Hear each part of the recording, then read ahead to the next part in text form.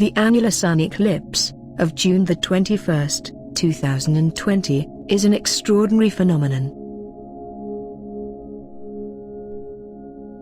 It takes place during the summer solstice, when the sun, seen from the boreal hemisphere, reaches the point of maximum elevation. But above all, it takes place at the end of the period when the sun, on the summer solstice day, appeared aligned with the sky cross.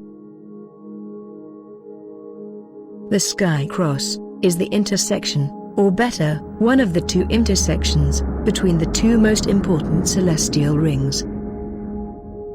The first ring is the ecliptic, the apparent path that the sun performs throughout the year, a line that crosses the 12 constellations of the zodiac, dividing the celestial sphere in two parts. The second ring is the Milky Way, the portion of the galaxy disk, visible from the Earth, having the shape of a brilliant trail, made of billions of stars.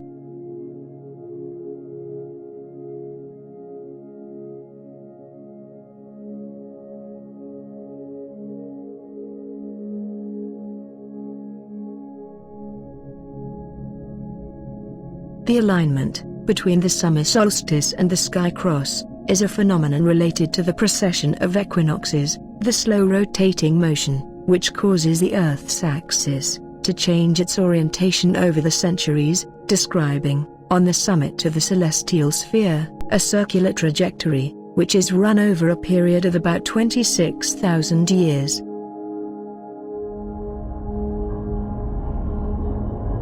As a result of precession, the sun position at the spring equinox, called vernal point, or first point of Aries, runs slowly along the ecliptic, crossing all the zodiac constellations.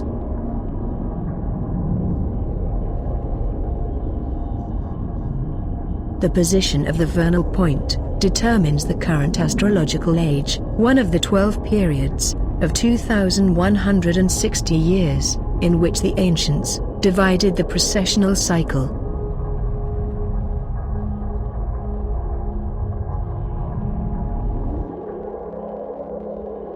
Solstice points move along the ecliptic as well. If in past centuries we observed the sun at solstice, in the absence of atmosphere, we would notice that our star appeared ever closer to the sky cross, reaching a perfect overlap around the year 2000.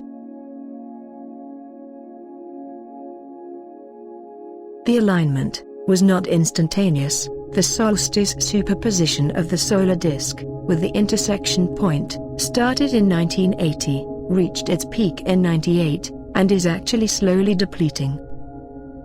The eclipse of June 21, 2020, will roughly mark the end of the phenomenon with a unique event.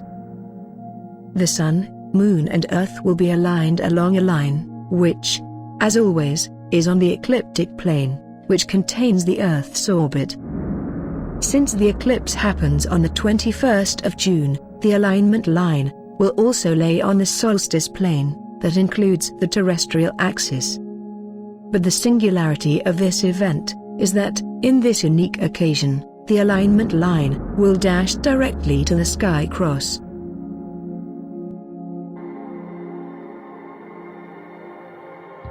Astronomy is an ancient science.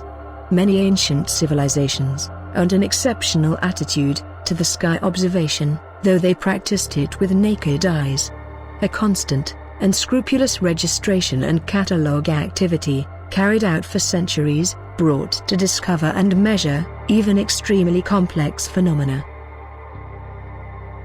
Official records refer that Anaxagoras, in 500 BC, sustained that the Sun was an incandescent mass, and Moon, a rocky globe.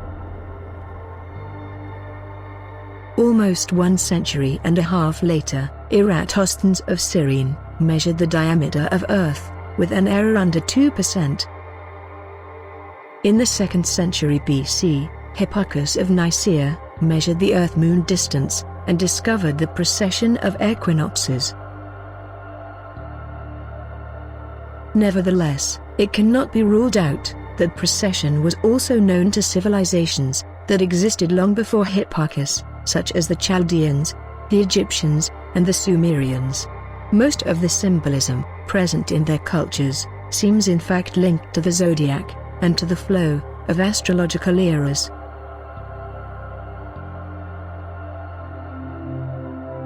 In ancient times, astronomy and astrology were a single discipline, and both inspired religion.